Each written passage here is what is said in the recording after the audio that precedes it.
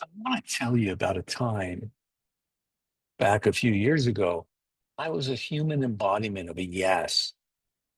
I'll lead that project. I'll organize this event.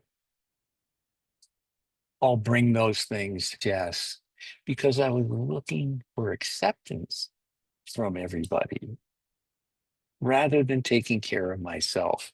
I wore my yes like a badge of honor. I wore my exhaustion like a trophy, and I complained about it and became resentful. See how much I can handle, see how dependable I am. In my mind, the story I was telling myself that being stretched to my absolute limit meant I was giving, I was valuable, I was succeeding, and I was being accepted. And people loved me because of what I was doing, not who I was being. The truth, I was resentful, I was fried, and the quality of my work at my job, in my community, in my own home was suffering. I wasn't serving anyone. I was just surviving. That's the heart of burnout. That's not about being tired. It's about feeling like nothing I do really matters. It's a spiritual and an emotional exhaustion that comes from a total disconnect between my action and my values. What my research has taught me over and over again is that we think the antidote to burnout is a vacation or a yoga class. And those things are great, but they're not a salve. They're not a solution. The real antidote to burnout isn't rest, it's boundaries. Boundaries are the gatekeepers of our authenticity and the foundation of my resilience. Let me break that down. A boundary is simply a line that says, this is what's okay for me, and this is what's not okay for me. It's not a wall to keep people out, it's a gate that I let you get to open and close. It's the ultimate act of choice, self love, and responsibility for my own energy. When we don't set boundaries, we let other people's expectations, demands, and priorities dictate our lives. We take on those obligations. We start saying yes to things that go against our core values. We betray ourselves one tiny yes at a time. And that betrayal is the fast track to burnout. You cannot be an authentic person. You cannot live in your power if you're not the one authoring your own yes and no. This is where leadership comes from. For a long time, we've seen leadership as this act of relentless service and sacrifice.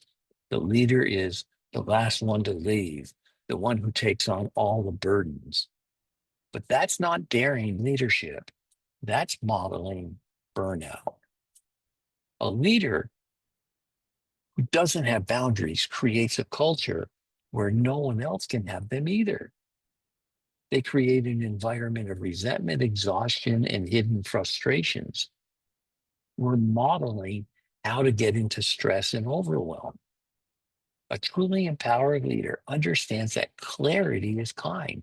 Saying, no, I don't have the capacity for that right now, or I can't do X, but I can do Y is one of the kindest, most respectful things that we can do for our teams. It provides a clear, honest blueprint for what's possible. It gives your people the freedom and permission to be honest about their own capacity.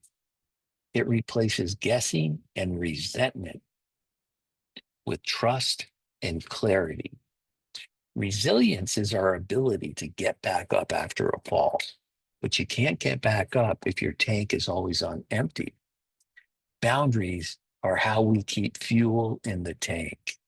They are the ultimate form of self love and self respect. So here's the challenge. I want you to think about one area where you're feeling that familiar tug of resentment. That feeling is a compass, it's pointing directly to a place where a boundary is needed.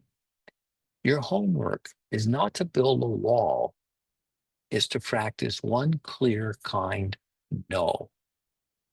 Saying no isn't about rejecting someone, it's about saying yes to yourself. It's about choosing discomfort over resentment.